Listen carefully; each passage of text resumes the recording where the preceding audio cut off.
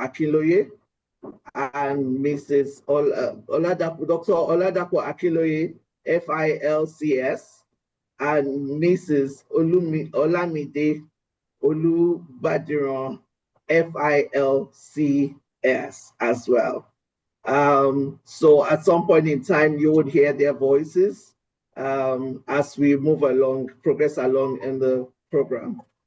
It'll be nice to first lay down some ground rules before we begin and go earnestly into this event. So one would want you to always keep your microphones muted unless you're invited to speak. And if you do want to speak, please use the raise your hand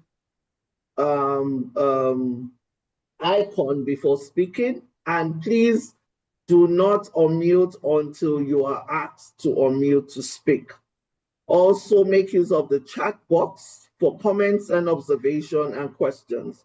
This webinar is being recorded, and so you can actually visit our YouTube channel, Institute_ILCS on YouTube.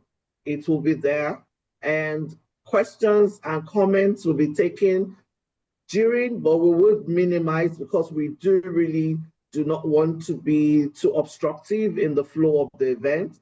So, but usually we would appeal to you as much as you can to leave your questions till end of the event, or you can make use of the chat box and drop your questions there. Kindly display your name on the Zoom for easy identification.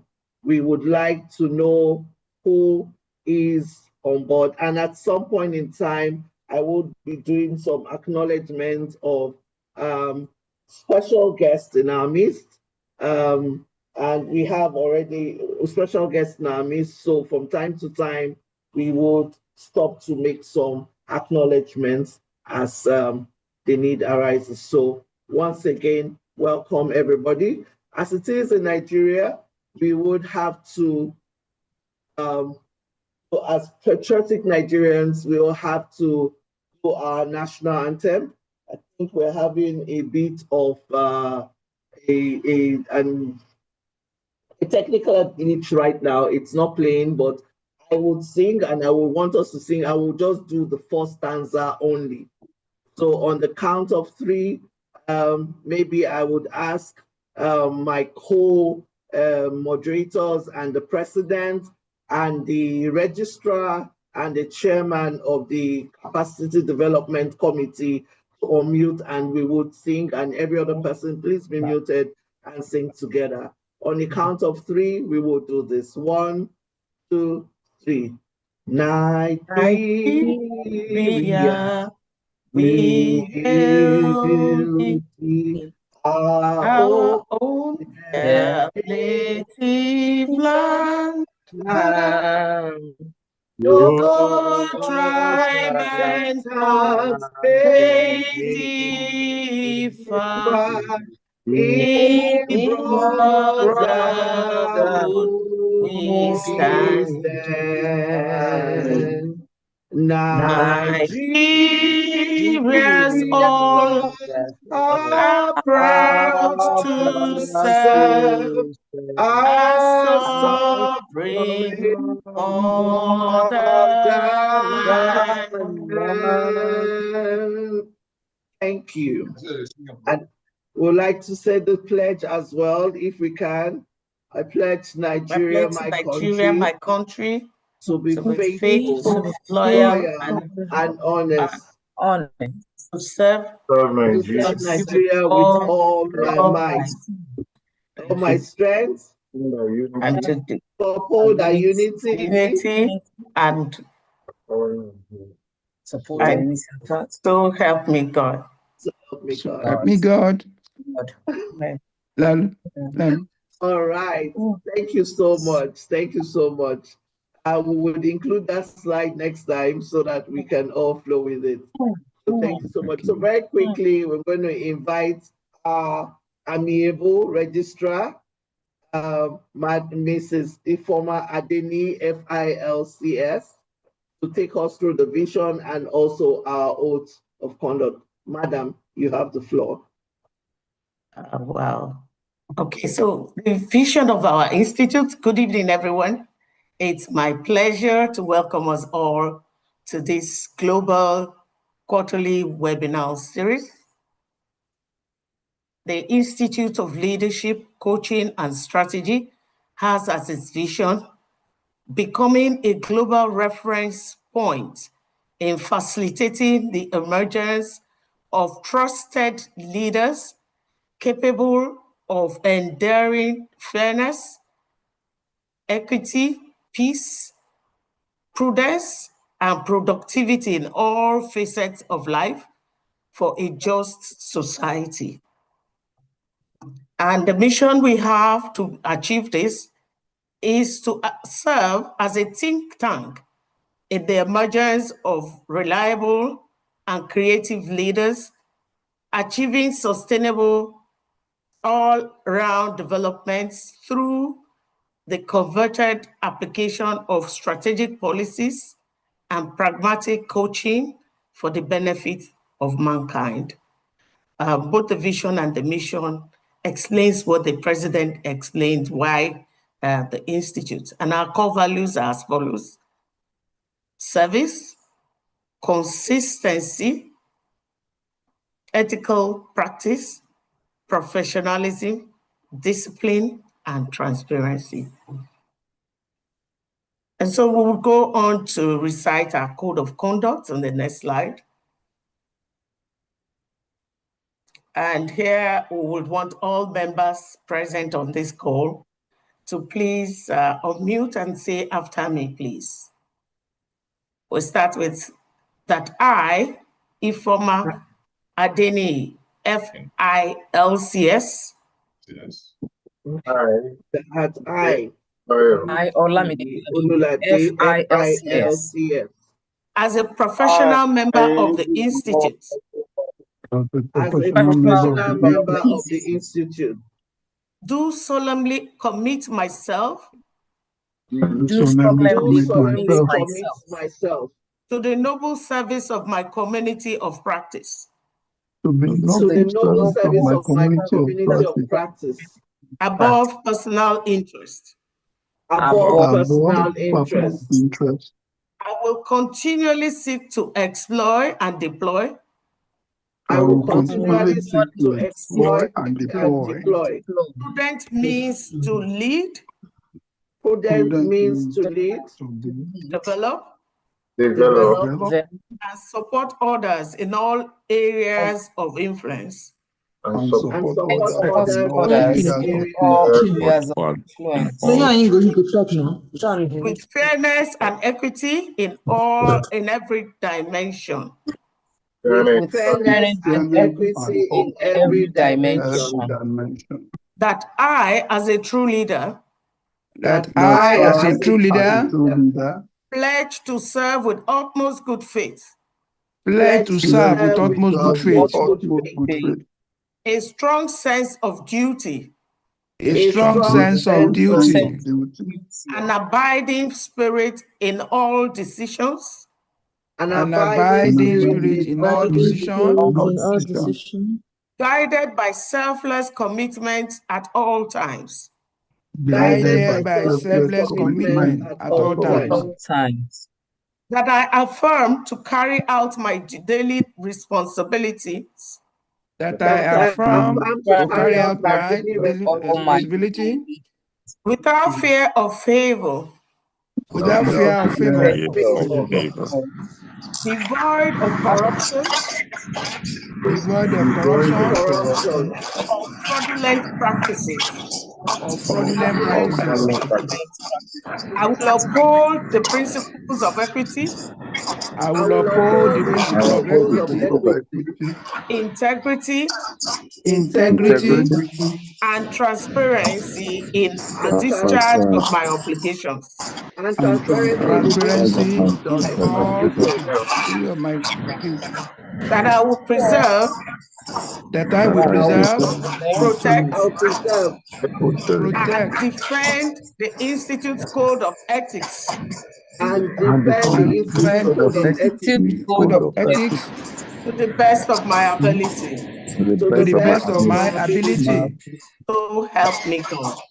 So help me God. Thank you very much. Thank you very much, Madam Registrar and Chief Executive of the Institute of Leadership Coaching and Strategy.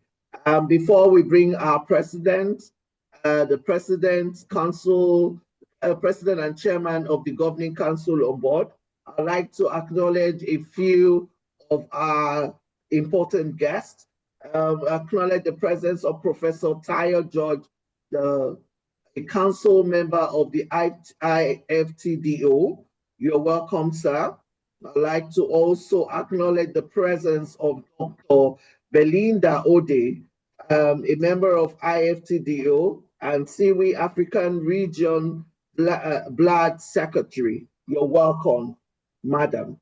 And I would like to acknowledge the presence of Mr. Babs Ajayi from Canada.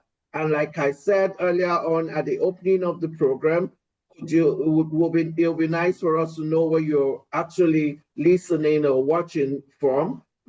Please drop your name in the chat box and your location. And also, we would like to get to meet you. We also would like to acknowledge the presence of Dr. Adedoyin Kalabi and the presence of our council members. Thank you for coming, and we would like to welcome our president and the chairman of the governing council, Dr. Ola Sukade Assis, FILCS.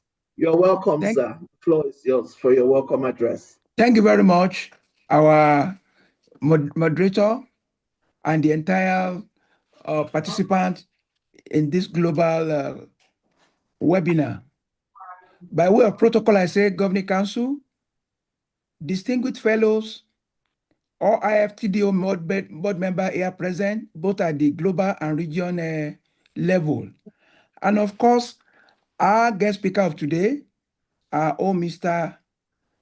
Kosiamo Pira Bafuso, our guest speaker of the day. Esteemed members, non-members, invited guests, and participants. It is with profound honor that I welcome you all to our second quarterly global webinar series titled Theme: The Empty Chair in AI Governance, Why Human Oversight May Fail When We Need It Most. This theme, you will agree with me, challenges us to reflect deeply on the fragility of human oversight in the age of artificial intelligence. It reminds us that governance is not only about system, processes, procedure, and/or structure, but also about values, ethics, and accountability. I wish to begin by expressing heartfelt appreciation to the Coaching and Capability Development Committee under the able leadership of Mr. Tunde Adebayo, FISCS, and of course the entire member of that committee for their vision and dedication in organizing this webinar in conjunction with our National Secretariat. Their effort has spiced up our local content in AI governance with a truly global flavor, ensuring that our conversation resonates both at home and abroad. We are privileged, ladies and gentlemen, to have with us distinguished leaders across the globe who are global strategic partners, especially IFTDO, both at the region and then the global level, as they have been actually been introduced and acknowledged or recognized by the moderator. I thank all of them for making our time to witness today's event. Most importantly, again, we are honored by the presence of our guest speaker of the day, Mr. Kosiamo Pira Bafuso, who is the Executive Director of IFTDO and founder of Umaniamo.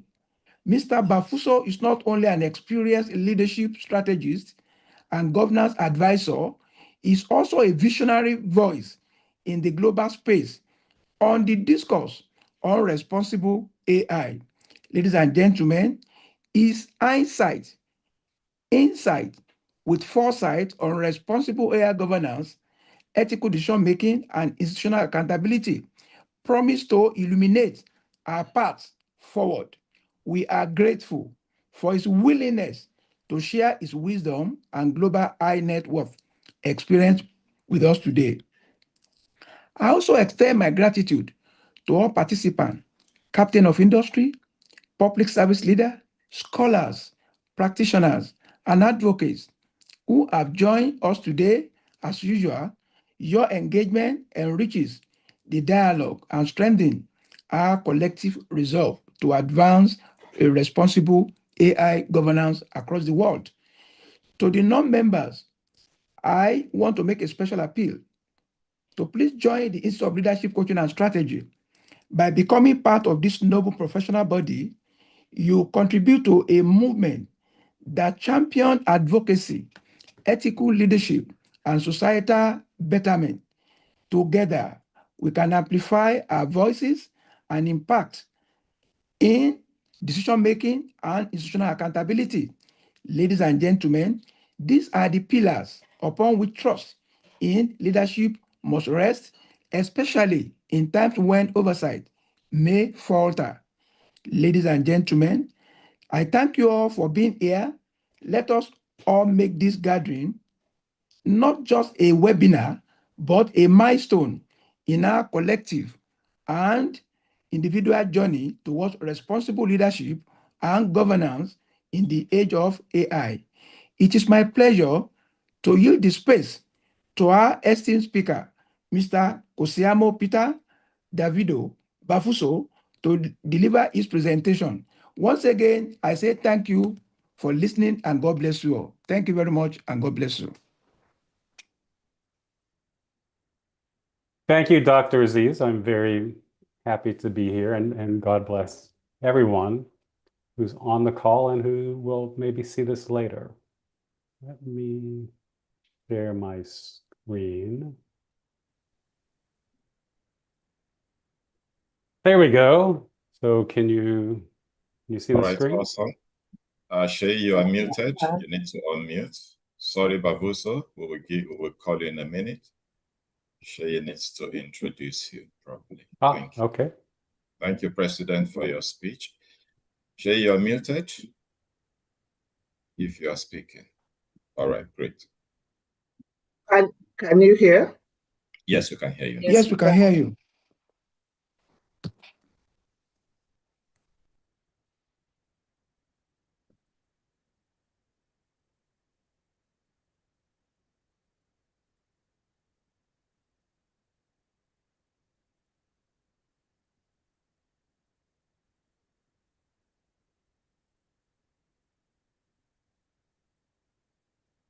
Thank you. This is Kasiamo Bufeso's first time in Nigeria.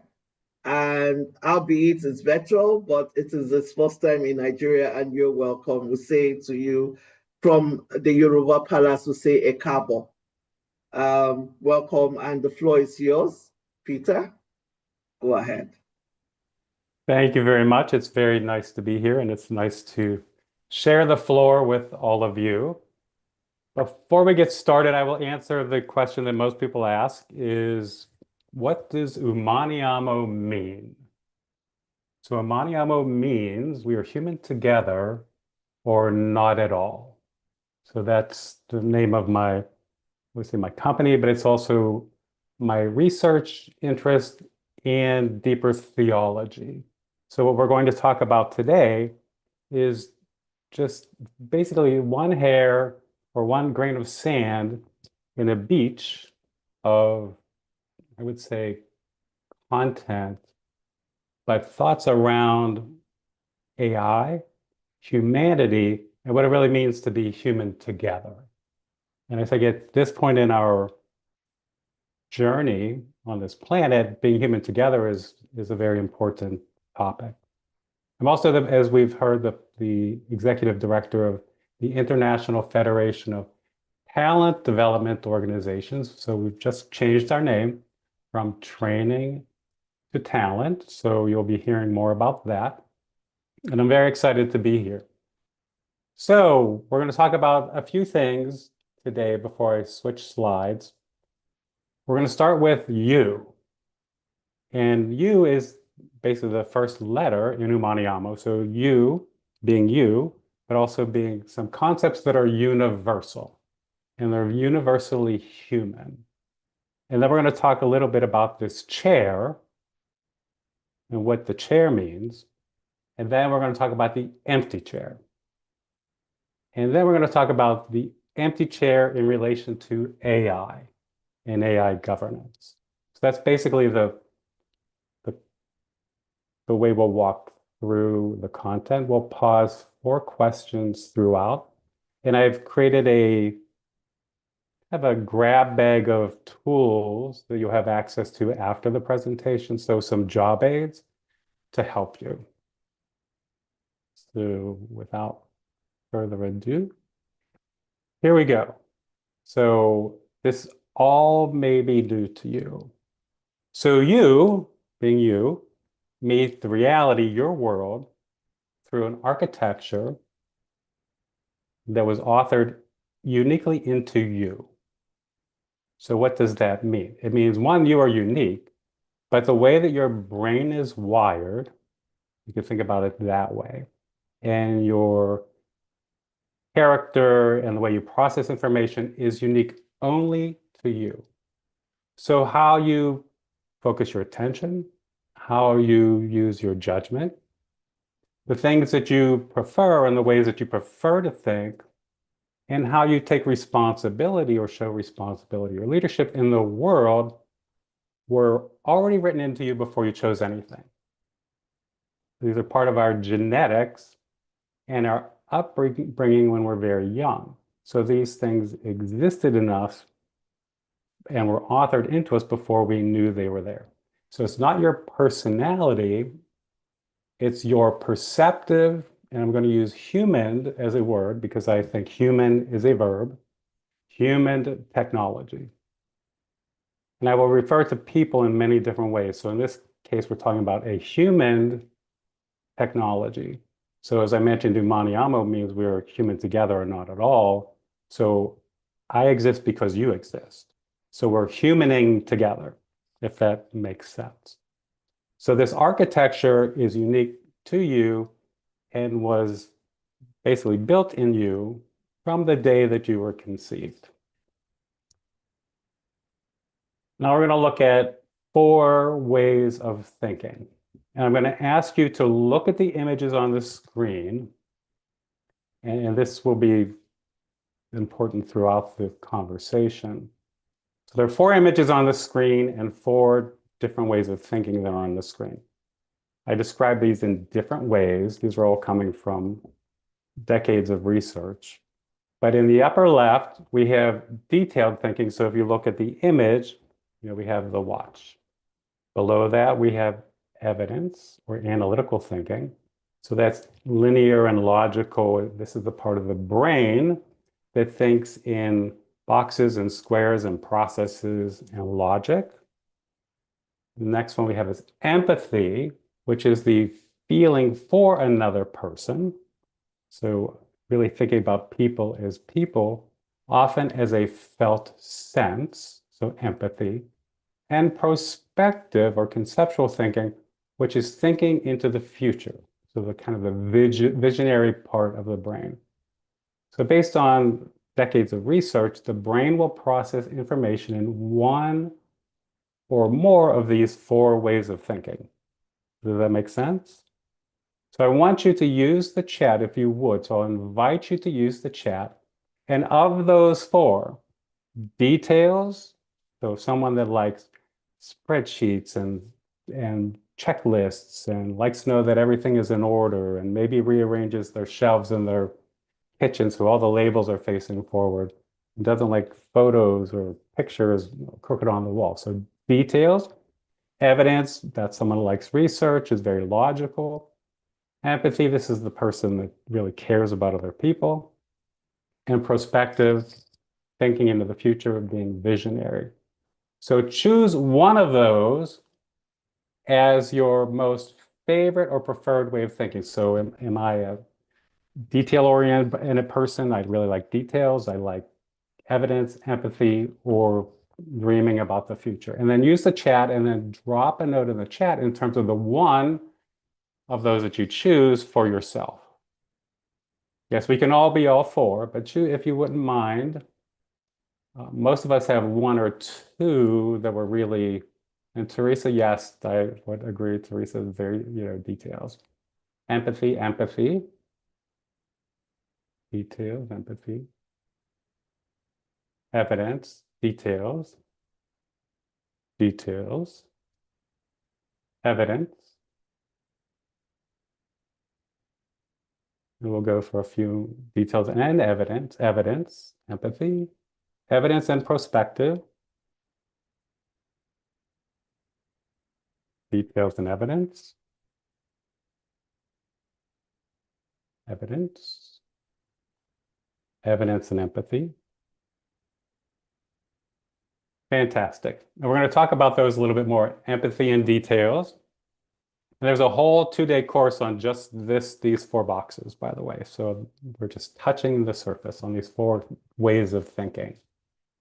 So based on my quick rundown, and maybe someone else could check, it looks like most of the group is leaning more towards details and evidence, some with leaning towards empathy, and some to perspective. But it seems like most of the majority of the comments or in the chat are related to details and evidence. Would you agree?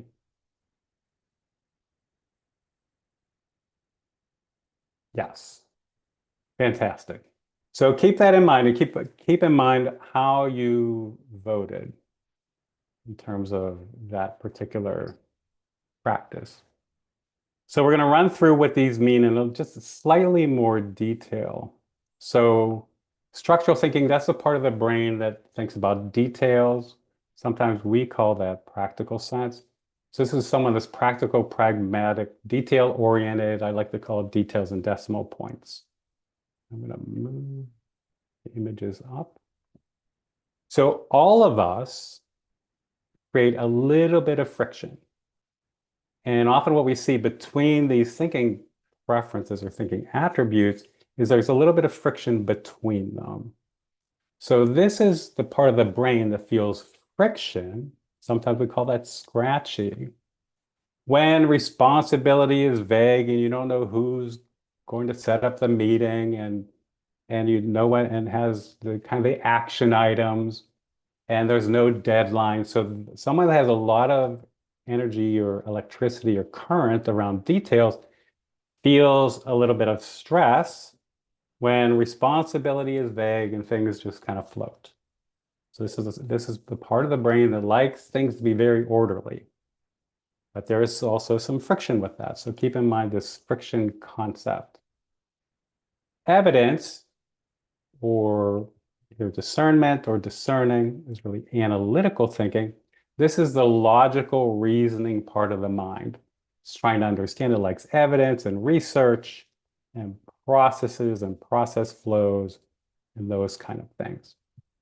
This part of the brain feels friction when the evidence is flimsy.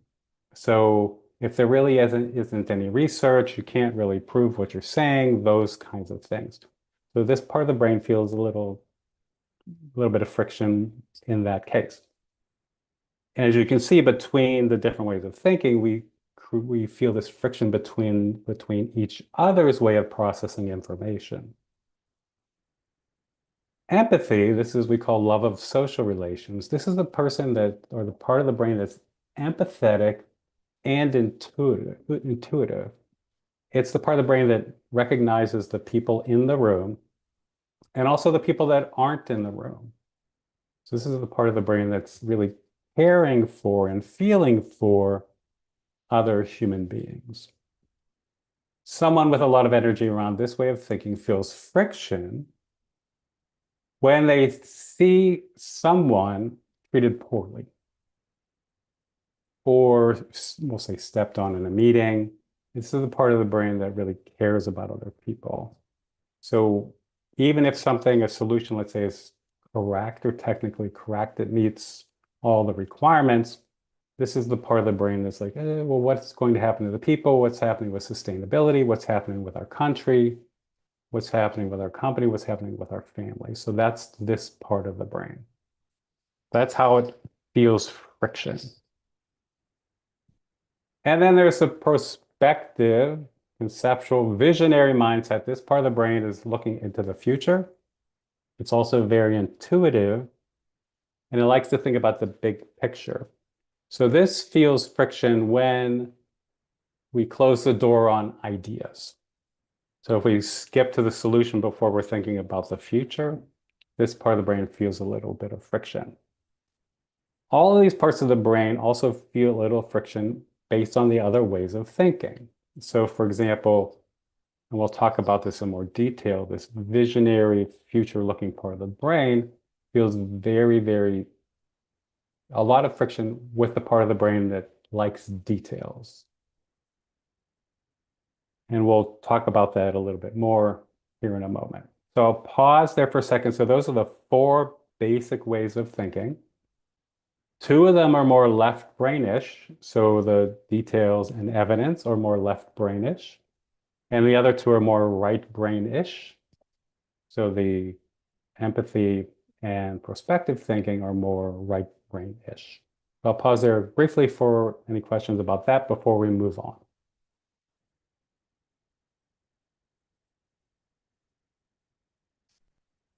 Okay, so none of this is a new idea. For me, this has been 25 years worth of work. But a lot of the research has existed in a long. I have a question for you, sir. Of I have a course, question of course. for you, sir. Yes. I'm so fascinated with this classification of your thinking models. I could remember Howard Gardner proposed 9 models, and I saw the logical reasoning component in what you said, but I know it's not that theory you base your work on. So what theory is this your classification based on? Absolutely. So this is based on, we're going to actually get to that, but the model that I use is based on emergenetics theory. Okay. Thank And you. yes, and the split brain theory, their original research came from the split brain theory from Roger Sperry back at the beginning of the neuroscientific revolution, we could call it. And I have references at the end of the presentation too. So this will also address your question. Sorry, Daniel, sorry, I have to jump in here. Please, I would like to make an announcement again. If you want to ask any question or make any comment, please use the virtual button. I am going to mute everyone now. And Samuel, if I mute, you can unmute yourself. Please, if we do not ask you to speak, do not unmute. Thank you.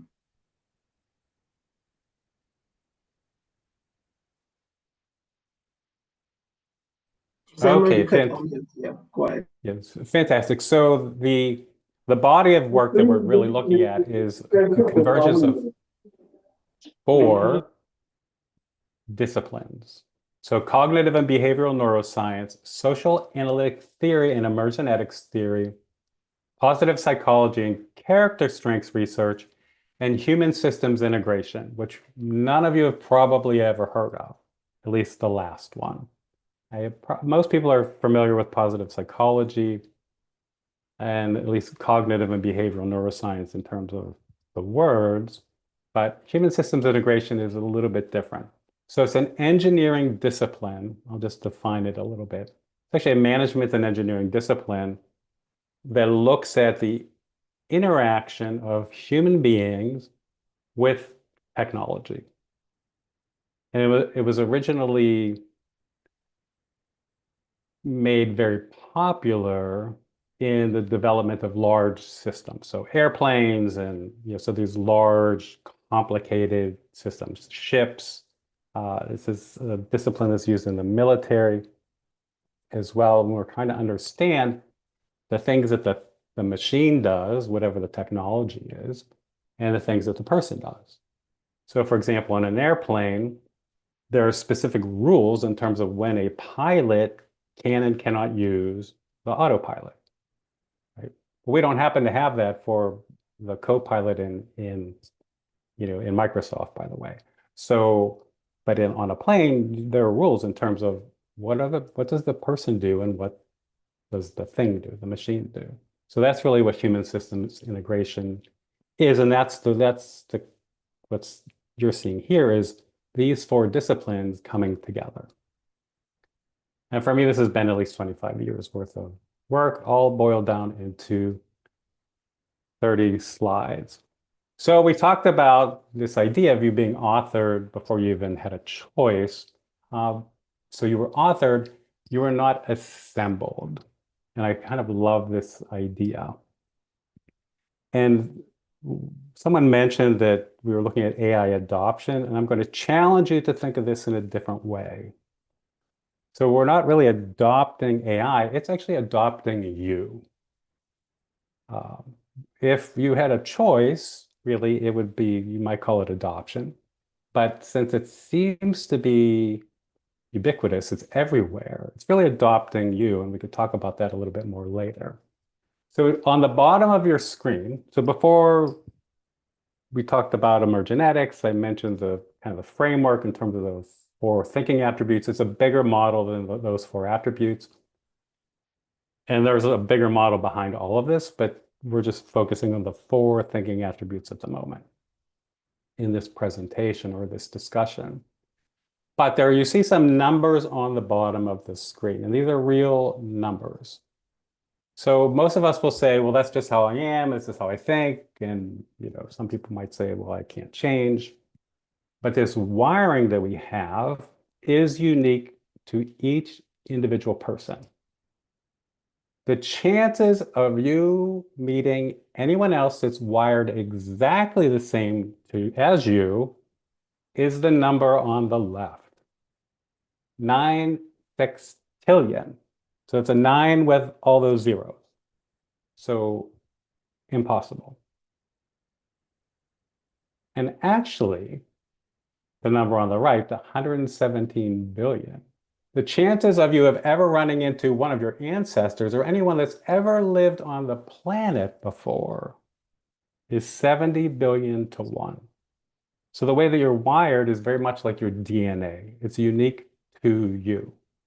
So your chair is your chair. No one else has your chair. But we have common ways of thinking, and that's really what we're talking about here. So your chair is one of a kind, and it's all you.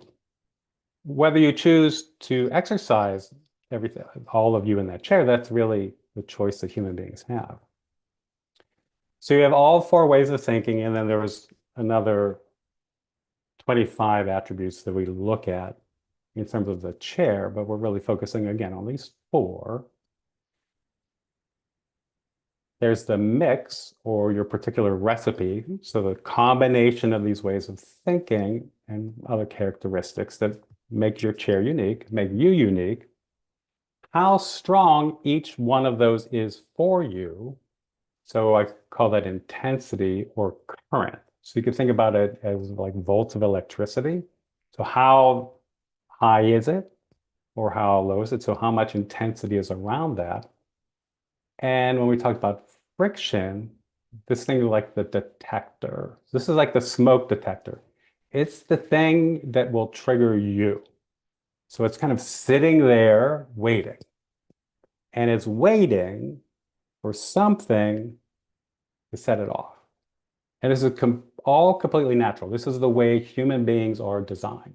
So we have this detector, or you could call it the smoke detector, which will go off when there's smoke, but it doesn't tell you whether the house is on fire or whether you burnt the toast. So it's really helpful to know the things that will trigger you and another person. So your strongest current, like I mentioned, where you have the most energy around one of those thinking attributes, is the one that feels the best to you. It's the one that kind of sets the standard for which you see the world. And it helps you define and decide what's right, basically what you'll accept and what you will not accept. Does that make sense? So it's it's really the basic way you see the world. And we all have these different ways of seeing it.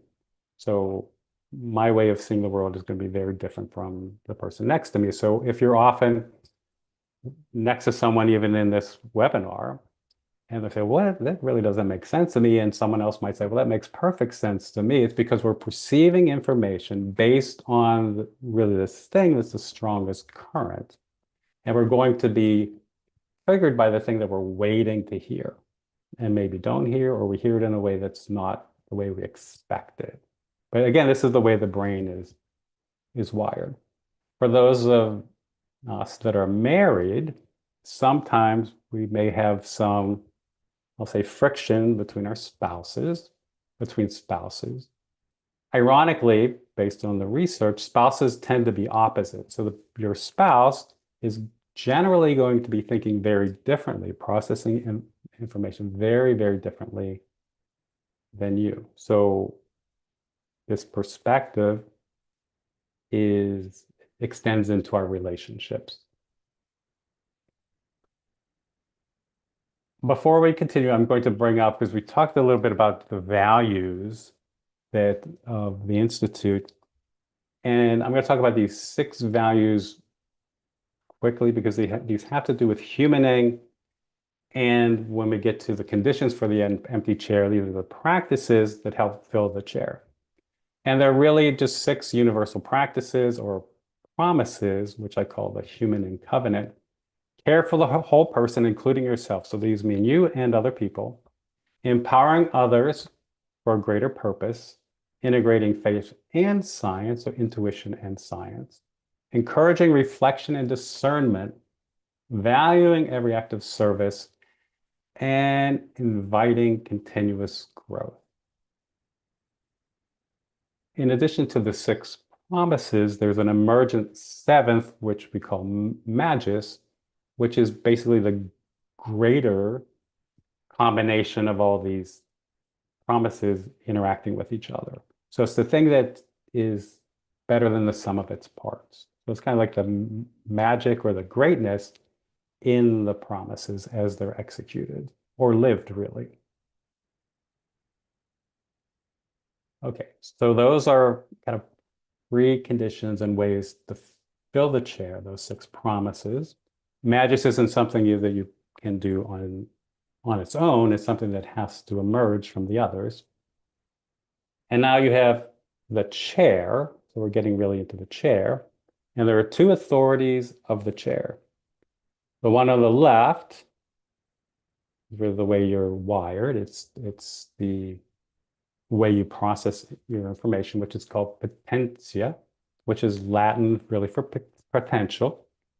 Just the authority of this authored self. This is you and your particular wiring. So your perception, what you see, is unique to you. But potentia is this potential power and the capacity for you to act whether you choose to or not. It's there, but again, you have a choice whether you're going to act on it or not. So you have free will in terms of using basically these gifts, God-given gifts that are unique to you in any given situation. But they're still there and they're happening. So your brain is still processing this information the way that it is. The way you respond is really your choice. Then we have conferred authority, which is positional, or potestas, which is the job or the role that you've been given. So when we're talking about governance, we're talking about the authority that's been granted to a person, to an individual, or to a group based on their role, position, or office. So in terms of office, it's really positional authority. So this isn't something that a person generates on their own. It's something that's granted to them or given to them. It's also the thing that can be taken away. The potentia cannot be taken away. That is you, is given to you, it cannot be taken away. But only this conferred authority can be. It's like having the role. So I'm the executive director of IFTDO, and I can't really take away being the founder of Umaniamo, but at some point someone else will be sitting in my shoes, so to speak, or sitting in the chair, but it'll be their chair, but there'll be a conferred chair. So anyway, when I'm not the executive director, then that conferred authority goes away. So back to this friction. So now we have these two authorities. We have the chair. The chair is made up of your potential. You sit in your chair, and you may have a conferred chair, like the president of the institute or one of the committees. So those are, again, conferred. But there's this friction that we experience, which sometimes feels like an alarm to us. And it feels a little bit like I'm not getting what I need, or something else is just hitting me the wrong way, which triggers a reaction in me. So it's very real.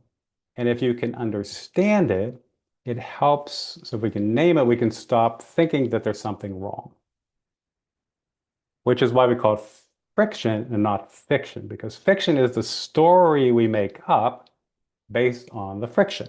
So anytime we label someone, it's often based on friction, and then we give them a label, and that's basically fiction, because every person, again, is unique. Okay. Now there are two ways that strength, remember we talked about that at the very beginning, those 4 thinking attributes show up. One is the ambient strength. So this is the air that you breathe. It is who you are at your core. It's the primary one that really you picked earlier. So whether you said empathy or evidence or details or perspective, those are the things that feel the most natural to you. So they're there all the time. And you kind of just expect it to be there. So when you're listening to someone or you're reading something, or if you're watching a video, you expect it to be there. Otherwise, it'll either bore you or frustrate you, and you can step outside of it. But the other one is also a strength, but it's waiting. It's that part that's waiting. It's the detector. So it is the part that might trigger you. And often it's the second or third order way of thinking. So if my primary way of thinking is conceptual, which it happens to be, one of the other ways, one of the other 4, may be the thing that is waiting for something. It's hypervigilant, waiting for something to happen or to be said that raises this alarm. So does that make sense? And you'll see this, and I'm sure you all have stories of someone seems, they tend to be easygoing, everything's fine, and they're getting along, and then all of a sudden something happens. And it's a little bit out of the blue, and often it's because the thing, the part of the brain that's waiting for something, they're expecting it, doesn't get it. Or they see something violated. So if someone has a lot of empathy, for example, or empathy is a secondary preference, we would say, and they see someone being humiliated, that may be a trigger for them. So you'll see these things happen with people as you interact with them. So often when you see someone boil over in the moment, it's because of one of these other ways of thinking that are waiting for basically like a tripwire, if that makes sense to you. And there is a whole, again, a whole 2-day course on just the thinking attributes. So now we've talked about you and these 4 ways of thinking. We've talked about the chair itself, and your chair is only yours, and you're authored into that chair and your potential within that chair. And then there's the conferred authority when you have a chair which is going to relate to making some other kind of decisions. So in whatever role or position you have. So conferred authority. So now we're going to take that to the next level. So we're going to scale this up a little bit. So if every one of us is again, a human technology, because the body is actually the most brilliant technology there is, if you study it. What happens when no one in the room is holding the thing that is needed most? And we're going to talk about this in relation to AI very soon. And this is what we call the empty chair. So if something is missing in those ways of thinking, we call that, or I call that the empty chair. And the empty chair in this case is the perspective that no one, and I call this a table or a room, is holding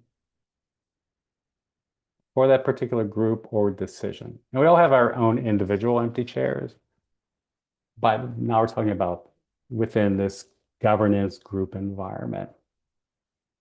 In this particular chat, and you could use, or this slide, I'll ask you to use the chat. This slide says this is real data from real people, unattributed, by the way. So this is two groups of people within an organization. One is an executive leadership team, and then it's the rest of the staff. So the darker lines are the whole, or the executive staff, and the gray line is all staff. And these are the attributes that it's basically the current or the amount of energy that's absent in this case. If you look at the chart, which of these four attributes would you call the empty chair? So it's the most absent. Now I'll ask you to use the chat for that.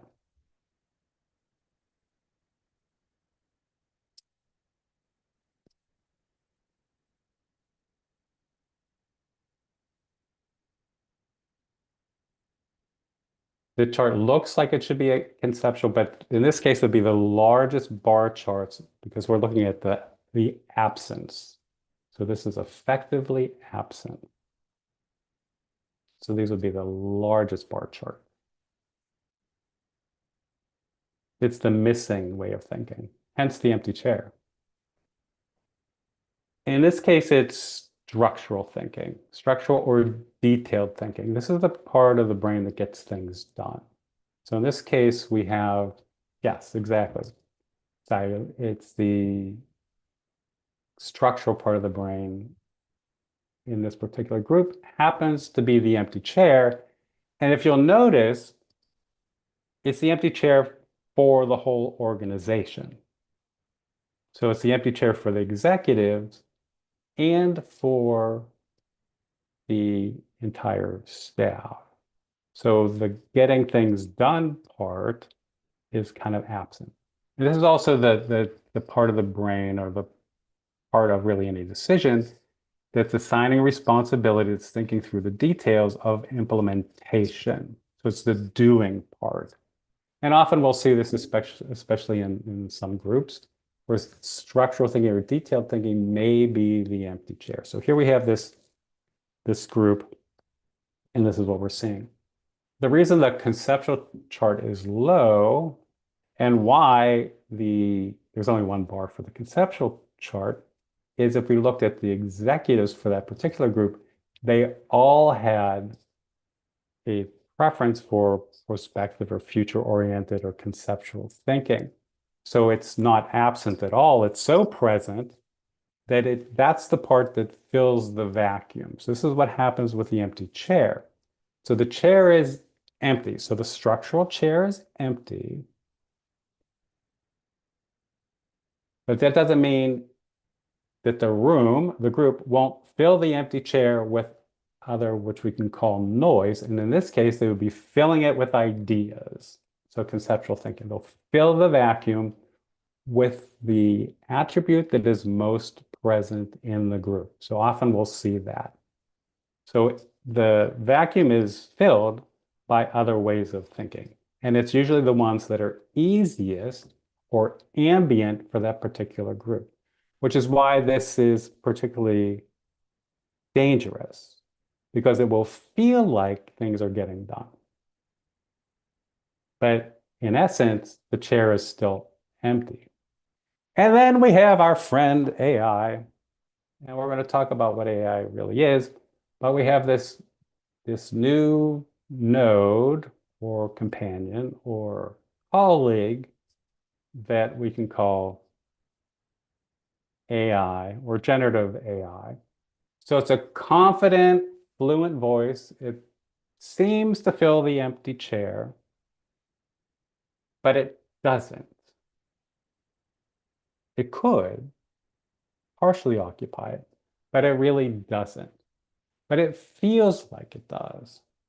So what it does is it occupies the space where we are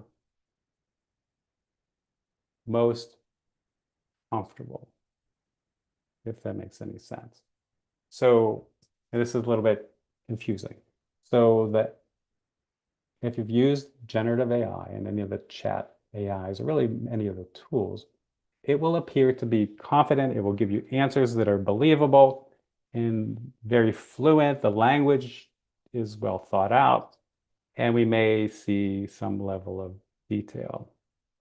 So we think that it's filling up this space, but it's really filling up like the thinking attributes that are filling up the vacuum. It's operating in that same space. So it's making us feel good, but it's not filling the empty chair because no one in the room was there to ask the question. Does that make sense? So if I have an empty chair in structural thinking, even if I have AI in the room, I'm not going to necessarily interrogate the AI for a level of detail that would be necessary to execute whatever it is we're trying to execute. So from a governance perspective, the chair is still empty. Even though we've added a new partner, so we have a machine in the room, in this case, AI. So there are parts of the thinking attributes, the empty chair, that AI cannot fill, which should be a relief to everyone that thinks AI is going to take all our jobs away. Even though it might be thinking that it can, but we need to really think about this empty chair. So most governance systems and the standards around governance, and there's one international standard, the ISO standard 42001, I think it is. And then there are national standards. I know the UK has one, Singapore, the United States have standards around these. I think the EU does. I'm not sure about some of the other countries, but almost all of them say the solution to AI is to keep the human in the loop. So that means you still have to have a person in the loop present reviewing the AI outputs. So there's a lot of governance around the tool in having a person that's going to review that, or people. And that's a nice idea, but is that human person positioned and able to execute and exercise judgment, or are they there just to check the box and sign their name? And those are two very different things.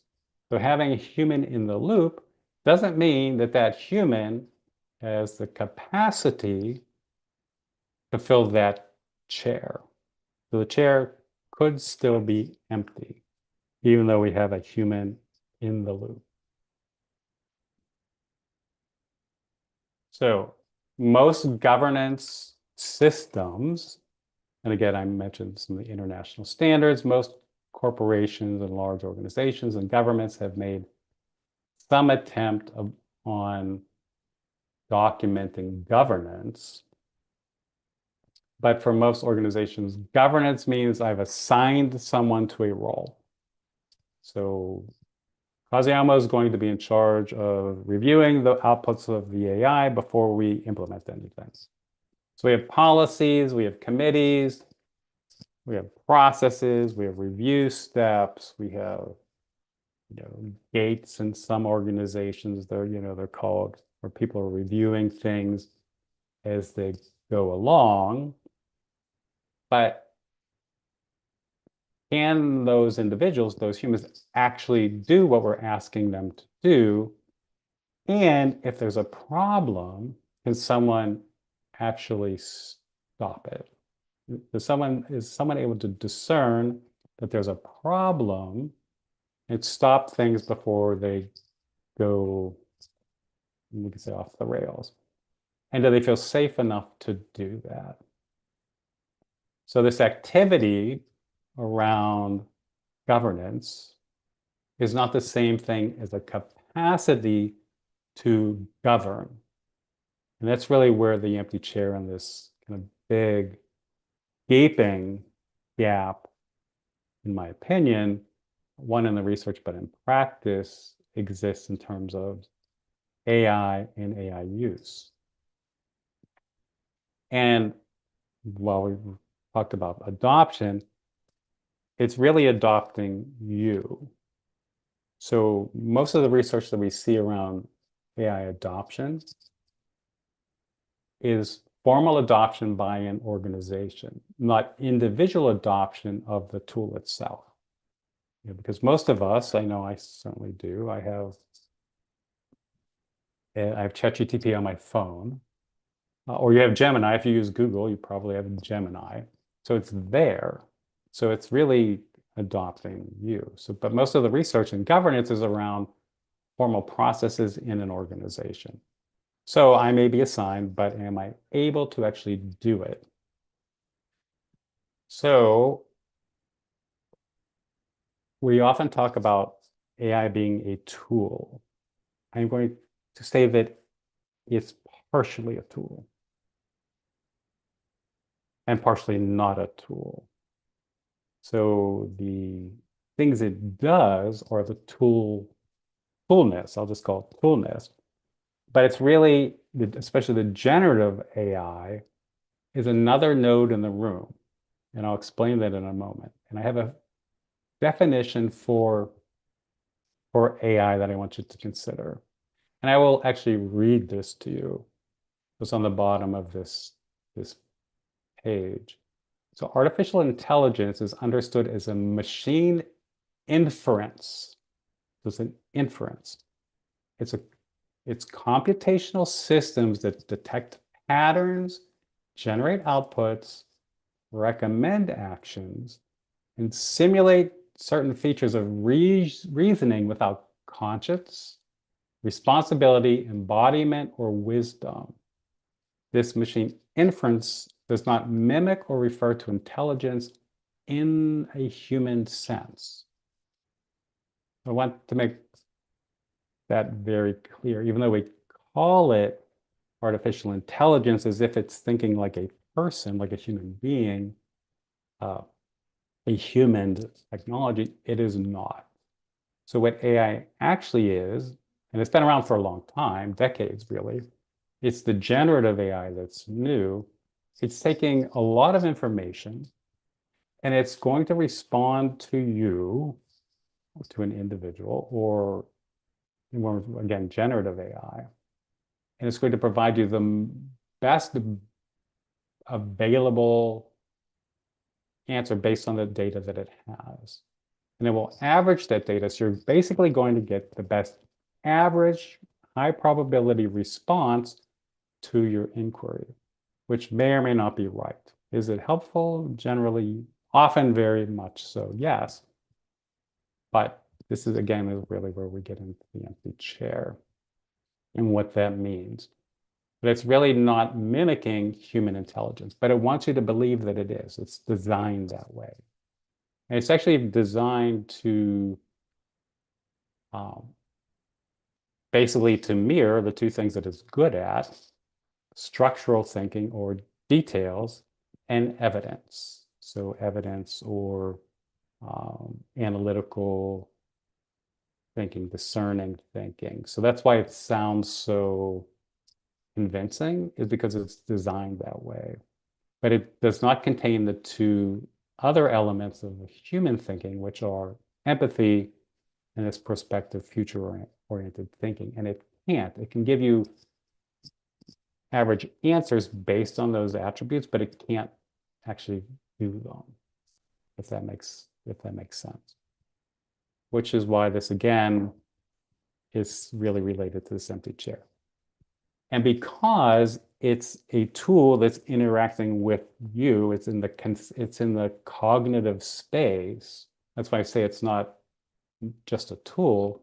It's another node in the room. It's not a person, but it's there interacting among the people. That's why I also mentioned it has adopted you.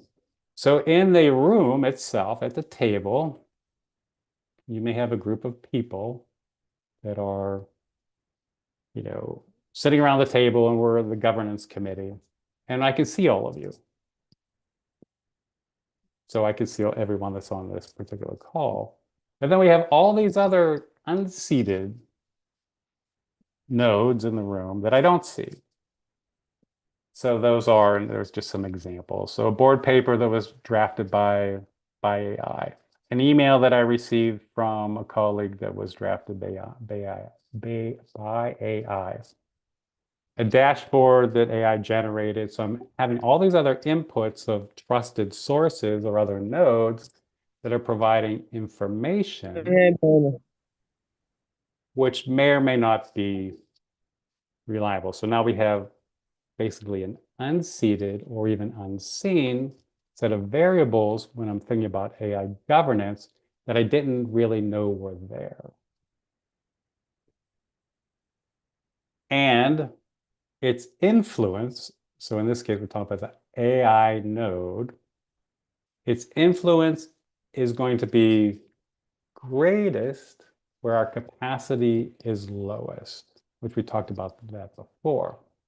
So its influence will be greatest where our capacity is lowest. So it's our empty chair. So it's trying to fill the space in the chair, but again, it can't because we may not be able to interrogate the AI if we don't fill the chair. Does that make sense? With the thing that's missing. Because we didn't ask the question. So in the case example that I gave you with structural thinking, the AI could actually help answer the question on the implementation plan, but no one at the table will ask the question because it was already the empty chair. That wasn't a strength in the room. Now, someone may bring it up, but they're not going to interrogate it to get the level of detail that would be required for the implementation, because no one's going to ask the question. And why does the chair go empty with AI or become emptier? And there are four, which I'll just cover really quickly. Automation bias. So this is the bias. This is a scientifically validated bias that says, oh, well, I think the machine's answer is better than mine, so I'm going to accept what it said.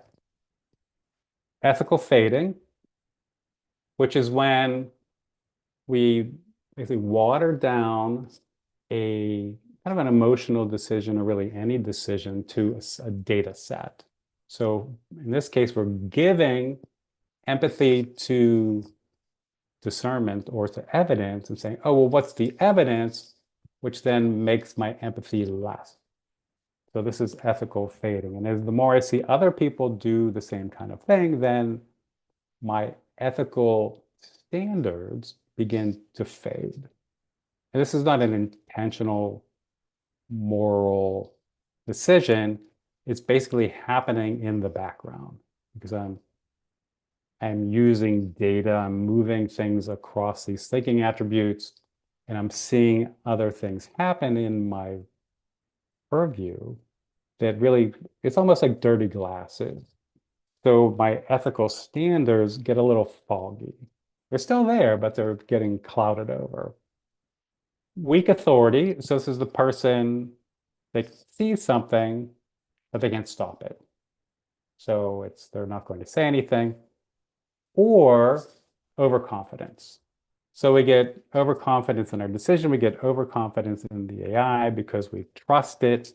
It gives us pages and pages and pages and pages and pages of notes. So it looks reliable. And then we become overconfident in what we're being, basically, how we're being influenced. And the chair still sits empty. So what do we need? What do we do about that? So most frameworks, as I said, governance frameworks talk about assigning a human person, human in the loop, but there are actually 6 conditions that are required, 7, so 6 plus 1, we'll talk about the 7th here in a second. These are the things that you need to fill the empty chair. First one is the cognitive capability. So it's having the thinking that's required for that particular decision. So this is the foundation of the empty chair. So I need to be able to have a group or an individual that can think through things across those 4 ways of thinking: future-oriented thinking, people-oriented thinking, execution-oriented thinking, and evidence-based thinking. So I have to have the capabilities in the room already. So we have to fill those chairs. I have to feel safe enough with the people around the table to say something. So is it safe to dissent? And a lot of the research calls this psychological safety, but they're not the same thing. Psychological safety is a group phenomenon, and it's a group feeling, not an individual feeling. Relational safety is, do I feel safe with the people in the room to say something? Or is it going to go unheard? So I have to have this relational safety with the group. Decision discipline, that I'm going to be able to think through things without getting swept away in, we need to make the decision today. So I have to have discipline around how the decision is being made. And these, of course, are all related. So those are 3 basic ones that are required all the time. And then we have the 3 that are tricky. And those are relational sustainment, cognitive sustainment, and survivability. These are really coming from the human systems integration lens. So relational sustainment will say, not only do I have relational safety, but I do have the capacity, the time, and the interest to maintain and sustain the relationships that are going to be most important to fill the empty chair or to fill this governance role. Because at this point now we have a new player, AI, as a node in this network. So I need to be able to maintain the relationships that I have with the board, let's say, or with the executive leadership. So that takes work. Otherwise, if we're all responding to each other with emails drafted by ChatGPT, where does our relationship exist? It doesn't. Now it's being mediated by AI. So relational sustainment, cognitive sustainment. I'll just ask you a trick question. For those of you that have, and I think most of us have, these wonderful phones, all these technologies, how many phone numbers of loved ones do you know by heart? I remember that I used to know many. Now I barely know my own phone number.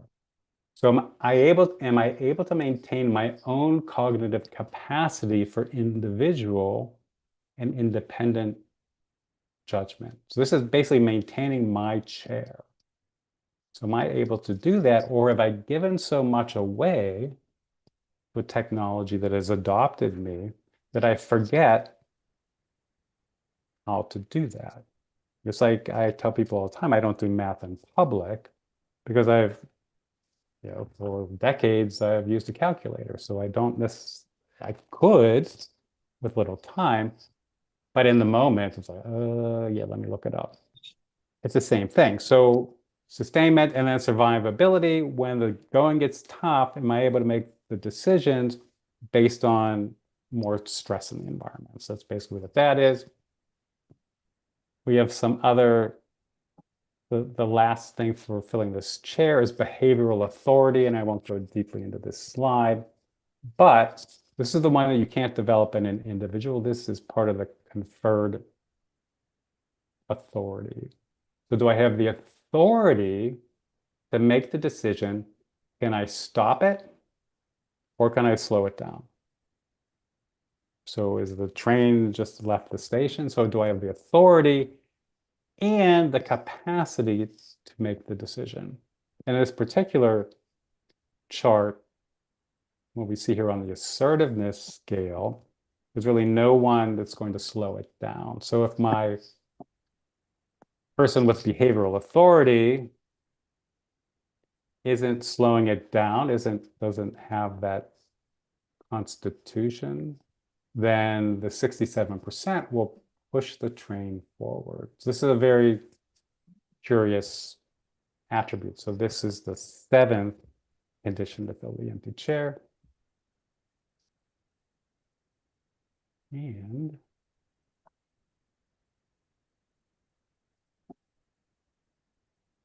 if I look across, so basically what this is saying is if the empty chair in these data is the structural execution attribute, chair, it will continue to show up unless I purposely fill the chair. So it's a repeating pattern. It doesn't go away by itself, because what will happen is it will attract other people that think the way that we do in similar ways. So we'll, continue to circle the wagon, so to speak, with people that aren't overtly assertive or don't have a lot of current in the structural space, because it feels better, because that would feel like friction to someone that has a conceptual preference, for example. So the chair will keep turning up empty unless they take action. So there, we'll just move on here. So this is what I'm going to close with. So does your organization or any organization you're familiar with have an AI governance activity or a capacity? Again, there are two very different things. You can't fix this with a policy. You need to fill all of the 6 conditions. They're all very fillable, but they don't fill themselves on their own. But responsible AI and ethical AI really requires responsible humans. And to maintain this responsibility, we need to be able to protect our judgment. This is the survivability part before some crisis arrives.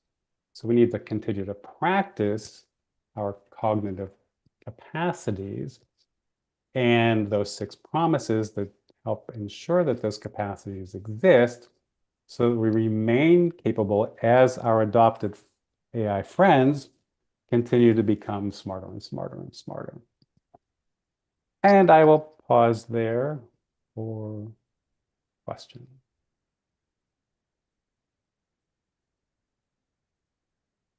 If you have any.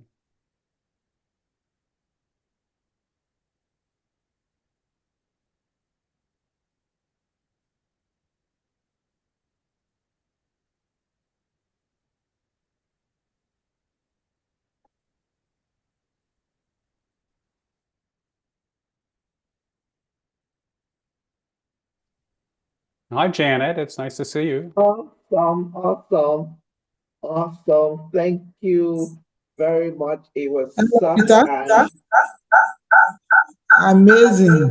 It was such an insightful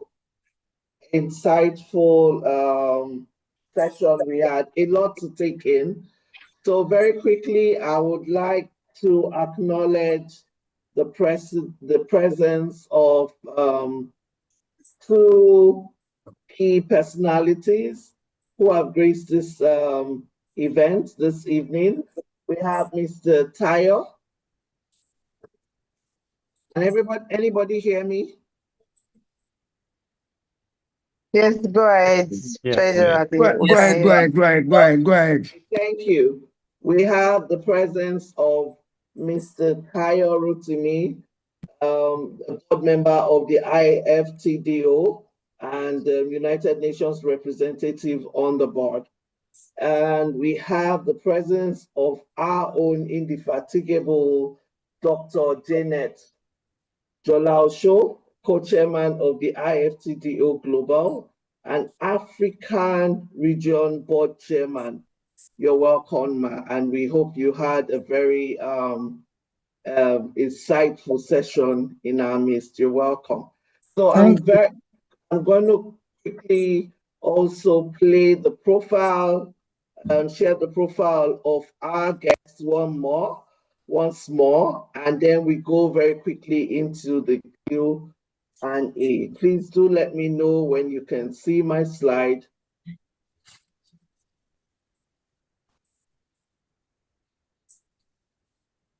Yes. Okay, can you see my slide and let me know if you can hear the audio?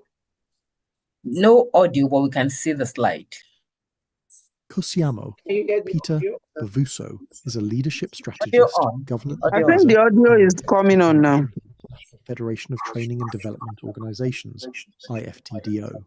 He's also the founder of Humaniamo, an organization committed to advancing human-centered leadership and institutional development. Kosiamo Peter Bavuso is a leadership strategist, governance advisor, and the executive director of the International Federation of Training and Development Organizations, IFTDO. He's also the founder of Humaniamo, an organization committed to advancing human-centered leadership and institutional development. With extensive experience in leadership development, organizational transformation, and governance, Peter brings a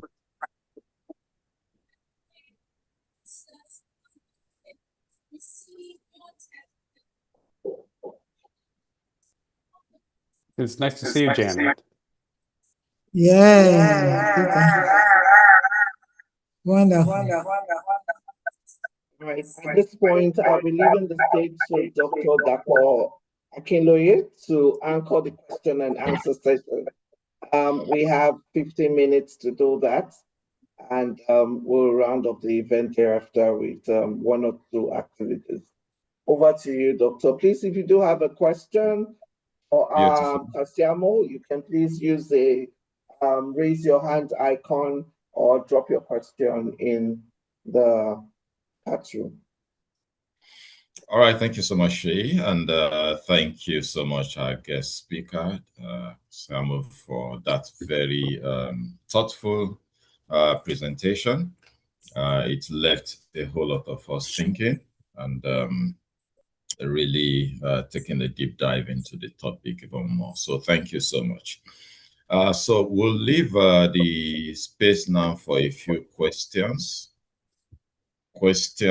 and comments. So whilst we look into the chat room, if there are individuals who have dropped questions, if you'd like to unmute to ask your question, please can you just show by a wave of hand. Just raise your hand virtually, and we can call you to ask your question quickly. Yes, questions, please. Or comments. Question, comments.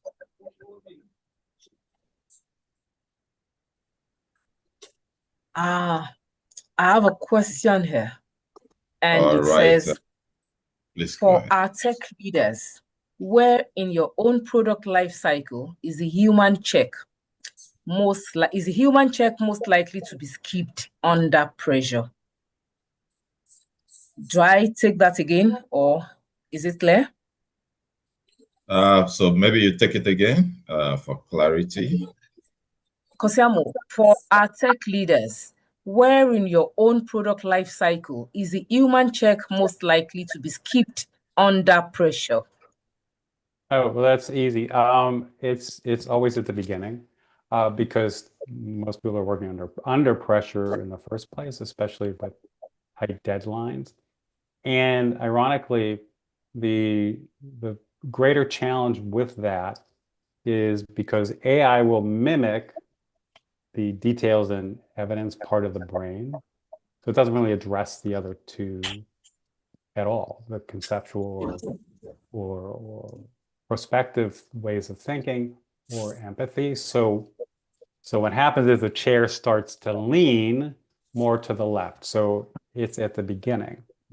There are governance, because there's generally not governance at the beginning either. There are governance checkpoints in the for example, in software development lifecycle, really in any of the project methodologies. But the chair will continue to show up empty if there's not a deliberate decision in terms of filling the chair, because it's always empty. Well done. The empty chair exists. We just never saw it before. It was there before. We never saw it, but AI basically amplifies the empty chair. And hopefully that's helpful. All right, Okay. great, awesome, thank you. I have Dr. Dola Oshojanet is raising her hand. So absolutely, yes. Thank you. Thank you very much, coordinator and the president of the institute. I congratulate you and all members. Thank you very much, our executive director, Dr. Peter Kosiamo. Thank you for the thought-provoking presentation. Pascal says the dignity of man arises from his ability to think, and we should therefore strive towards improving our thinking. Filling up the space that is left in the room requires a lot of thinking in all we are doing, because the human being cannot be replaced by artificial intelligence, just like Peter has said. So my charge to every one of us is that we should go back and see how can we begin to think about the empty chair and making sure it's free, so that whatever we are doing today will be better done tomorrow. Thank you very much, and congratulations to everybody once again. Thank you. All right, thank you so much, Mr. Lasha, for those comments. Thank you so much. All right, any other questions? One more question. Do we have time for one more question? I have about three more here. Let's take one more, please. Thank you. For our policy/risk people, where is one regulation or audit requirement that gives you false comfort about oversight? All of them, actually. So that's the problem, because the empty chair is in the policy.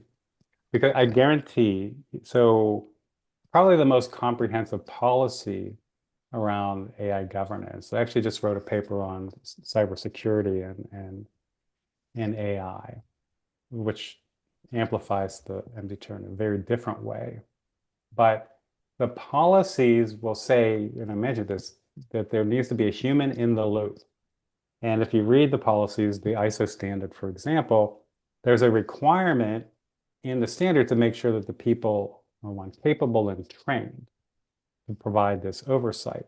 Well, most training from a policy perspective, whether it's in an organization, in a government, etc., will again assign responsibility based on a role, so conferred authority, but they're really not looking at the person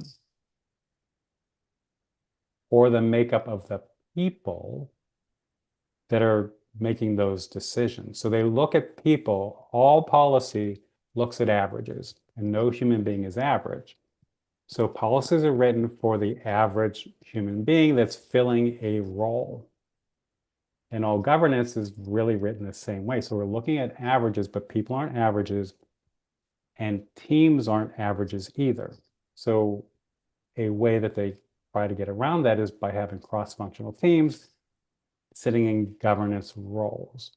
Well, that in and of itself, cross-functions, doesn't have anything to do with cross-cognitive capacity. So the thing that makes this, and I mentioned this earlier, this is the first practice, we have to start with the human being themselves. And they don't. They start with process, which again is very left brain driven. But we really need to understand the people. And I put together a series of job aids. I think there are 3 job aids, the slides, and I also have some papers written on this topic. But the job aids are all in a package, which is the QR code at the end of the slide, and I'm sure that will be shared to everyone, that have some additional things that you can use in your practice to start to deal with that and begin to ask the question in the room, do we have these thinking attributes? And the people that are processing these naturally to review things thoroughly enough that we feel that governance has been satisfied. One, not only for speed and efficiency, but also ethically and morally. And ethics and morals are not a policy, just like your values for the institute.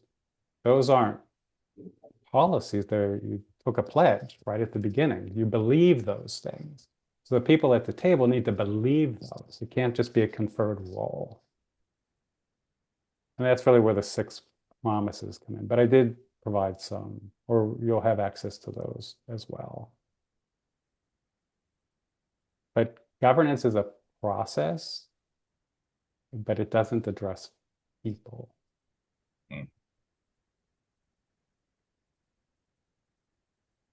Beautiful. Thank you so much, Kosiamo, once again.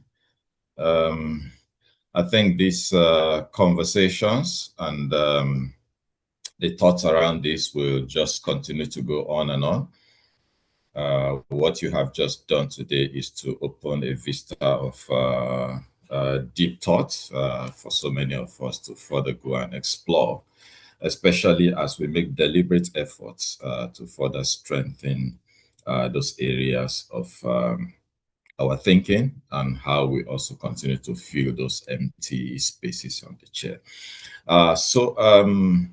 At a point, we were about 96 on the call tonight, which was very, very impressive. And because it's end of day for most participants, especially back in Africa here. I know it's been a long day and a long night, as it were. So we're going to just wind things down as quick as possible. So at this point, ladies and gentlemen, and everyone on the call, we do believe it's been time well invested. And it is my pleasure to now welcome the President and the Chairman of Council, and also the Chairman of the committee to please make the presentation to our guest speaker for this evening.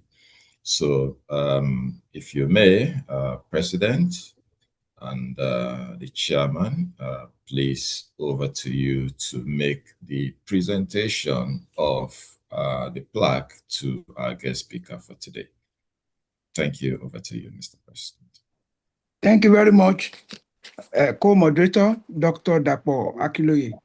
I sincerely thank you guys for really organizing a very high standard and global, level of event of this nature. And we sincerely thank and appreciate our guest speaker of the day, Dr. Kosiamo Pira Bafuso. We sincerely appreciate you for making our time, for also agree with us in our advocacy for a better society through responsive and responsible leadership, coaching, and strategy. And as Riley said today, AI is not a tool on the table, rather is a node in the room. And it's not to actually mimic the human intelligence. We sincerely appreciate you. And of course, for we leaders, not to suffer what I call leadership aloofness. We need to really make use of the key learning point here we gain here today. We sincerely appreciate you. We have a tradition in this part of the world of appreciating people that have impacted us in any way, this evening is all about learning, training, and development in area of artificial intelligence, and for really helping us, for supporting us intellectually in this area. We formally, on behalf of the Governing Council, the leadership, and the entire members of the Institute, we give you this symbolic presentation. We are going to arrange it to get to you in United States of America. It's a symbolic presentation we are giving you today. Not only the plaque, we're also giving you certificates and letter of appreciation as memorabilia for being the first international speaker that featured on this program. So on behalf of the entire institute, the secretariat, the leadership, we really and sincerely also thank you, and at the same time appreciate the chairman of Coaching and Capability Committee, along with all his members, for organizing this. There's going to be a vote of thanks. So don't let me combine this together here now. So we formally present this plaque to you as a token of appreciation for taking us through your highly resourceful, highly engaging session. Thank you. God bless you. Hope that when we call you next time, you are going to honor our invite. Thank you. First, let's say yes, and thank you very much. This is a great honor. Thank you, Dr. Aziz, and to the committee, and to everyone. Awesome. Okay, thank you so much, President and the Chairman of our Council. Thank you so much for that presentation. So a few other items as we wind down the evening. There'll be a few announcements, and we begin to take the day to a close. So I hand over to Mrs. Olabiran to please take us through a few announcements before we invite the Vice President of our Institute to give us the closing remarks for the evening. So a few announcements, please, quickly. Thank you, Doctor. I have just two announcements to make. And one is we are having our inauguration. The inauguration of the 2026 and 2027 committees of council will be coming up by the end of this month, August. Two, our induction of new members in the last quarter of the year. Induction of new members will be taken in the last quarter of the year 2026. Thank you very much, everyone. Those are the announcements we have for now. If there are more, we'll come up later with them. Thank you. Okay, great. So it's my pleasure, distinguished ladies and gentlemen, once again, to invite the Vice President of our Institute to give the vote of thanks and the closing remarks for this evening. Vice President, sir. Thank you. Thank you so very much, dear MC. Please permit me to stand on the established protocol. We want to really thank God for making this event a huge success. And we want to deeply appreciate the lead speaker, Dr. Kosiamo Peter Bavuso. I hope I pronounced your name correctly. We deeply, deeply appreciate your highly cerebral presentation. I want to apologize for interjecting. I thought you actually asked a question during the presentation. You want to make your presentation interactive. Maybe that was why you used that mode. And I tried to respond to you. I didn't know I have to wait till the end. But I'm really fascinated, and the time is really consumed. So maybe I will still find a way to interact with you personally, because I'm really interested in those models of thinking, because I'm passionate about thinking models personally, because everything about our lives revolves around the way we think. And I'm also interested in knowing, actually, that empty chair, practical ways we can occupy it effectively to have a productive life. So I'll be interfacing with you later on personally on that. I want to thank all the members of the of the international body that is actually supporting us. The president has actually done a good job of appreciating you. And I think this is just actually mere protocol to just express this appreciation again. So on this note, I also want to thank our president, their president, for this great job in bringing in the first international speaker on board to actually impact us. I want to thank also all the members of the Governing Council and then all the fellows and members of the international, the Institute of Leadership and Coaching and Strategy. I also want to thank all our international guests, both within Nigeria and diaspora, and everyone present for this, for making this particular action, because it's the most highly attended webinar we've had so far, and it's a huge success. So we thank everyone that has made this possible. The Lord bless you all mightily. I say good night to everyone. Amen. All right, great. Amen. Amen. Thank you so much. Amen. Amen. Thank you so much to everyone. I look Amen. forward Good to job. seeing you at our Thank next. you. I'm very grateful. Good Thank job. you. Amen. At our And good next night, webinar. everyone. Thank you. Good night. Good night. Madam Thank you. Thank Ezema. you. Yes, Good night from so our Abuja. presido, Good you are doing night. good. Thank You are you. doing Thank good. you. Good night, Thank That's you. a everyone. good Bless one. God. Thank you Thank so you. much, everyone. Yeah. Yeah, Thank bye. Thank you. you. Appreciate you. Yes.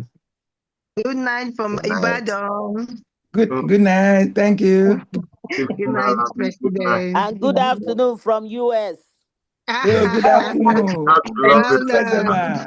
Fellow love Ezema. Thank Yes, you. so Love Ify, how are Ezema. you? I'm Good fine. night Kofo Thank you for Rola, from how joining. are Kev, you, Kofo? good night from Friday. Kebbi State. Oh, wow. Awesome. Thank you. Madam Didi, how are you? Fellow Idris. We're truly global. Yeah. Yes, thank you. God bless you. All right. So thank you so much. Thank you. Tachi everyone. comment. Awesome. Thank you. And thank from Abia. Yay, Daniel, from thank you so Kebbi. much. We really do appreciate this, and we look forward to Thank a you. webinar as well to drill down more of this. The chairman of the committee, please kindly share certificate and your letter to your members, please, for job well done. Madam Sheyi, we really appreciate you. Madam Olamide, Dr. Akiloye, and our able chair. Thank you. God bless you. You make us proud. You make us Mr. proud. President, And we Mr. are, yes, President, thank you for for those having of you. us outsiders. Okay, Good evening. let me say a word or two. I would like to thank you so much, Mr. President. Thank you. God Wait, bless people you, are still sir. there. It's okay. Yes, thank you very much. Thank you so much, Mr. Fellow President. Ndidi, thank you. Mr. President, This is a wonderful event. I know. Mr. Well Kolala is done saying thank To the you. committee London. members. Thank you. God My bless you. sister Shay, I greet you. Mr. Chairman, sir, you can unmute. Sorry, I had to do that. That's fine. Let me say thank you. First, to Peter Bavuso for this excellent, thought-provoking presentation. So many things to glean on after now, I must say. And it's an experience that would stay with us for a long, long time. I'm very sure we would still connect with you, not just for this presentation, but the relationship has to be sustained. Thank you for finding time. I know how difficult it was getting you to commit to this and putting it all together. But it turned out so well, and I'm sure a number of people will reach out to you from those who had participated in this webinar. So on behalf of all members of the ILC and those who participated, I would like to say thank you once again. It's never enough to appreciate those who have contributed and have impacted lives. You impacted so many lives just this evening. Thank you so much. I know it's afternoon with you, so you may just laugh a bit to say, oh, what does it mean by this evening? But then many people in Nigeria are on their way to their bed. Yes. To the members of the committee, I really don't know how to express myself. than just to dobale. And I know they know the meaning of just to dobale. So I'm on the ground saying thank you to each and every one of you for your valuable contribution, for your selflessness, because I know it took a toll on some of us, and it turned out to be very successful. So I'm most grateful. I'll reach out to you. There are certificates for both of you as moderators in acknowledgement and appreciation. I will generate the third certificate. So in appreciation of your valuable contribution and the impact you've made in such a short time. Again, I also want to thank the Governing Council and the leadership for giving us the platform, because it is one thing to be willing to, and it's another thing to be allowed or given the opportunity. We do not take this also lightly. I want to say thank you to the registrar and our team that have also supported us all through this process. Thank you so very much, and I wish each and every one of us a good night rest and a lovely evening for Kosiamos. Thank you. Thank you. Thank you. Thank you so Have much. a blessed night. Yeah. And I'm sure if anybody is still here, you can follow Kosiamo on his LinkedIn. Do you have any social media, and are you on Twitter? Are you on X right now? I am not, not yet, but maybe I will. Okay. We'll see. Okay, well, you're on LinkedIn, so they can follow you up on LinkedIn. Yeah. I've been following you up for a while. I'm very excited. So I'll just say hello to you, inbox. All right. Thank you so much once again. I will look forward to another time. Howbeit, possibly, who knows, in person. In person. Yes, I was yes, just going to fantastic. say that. Yeah. I did put my email in the chat too. So my Oh, direct okay. Awesome. Awesome. Okay. So we'll get that. All right. Fantastic. Thank you. And have a good evening. And good night, everyone. You too. All right. Good night, everyone. Good night. Good night, my brother Adebayo. Good night. I cannot miss your voice. But good afternoon. Good afternoon here. Even if we stay under the water, I can hear your voice. Yeah. Thanks for your inputs. Thank you. Good job. Good job. Good job. Good job always. Thank you. Thank you. Bye-bye. Registrar, thank you for the huge support. Mr. President.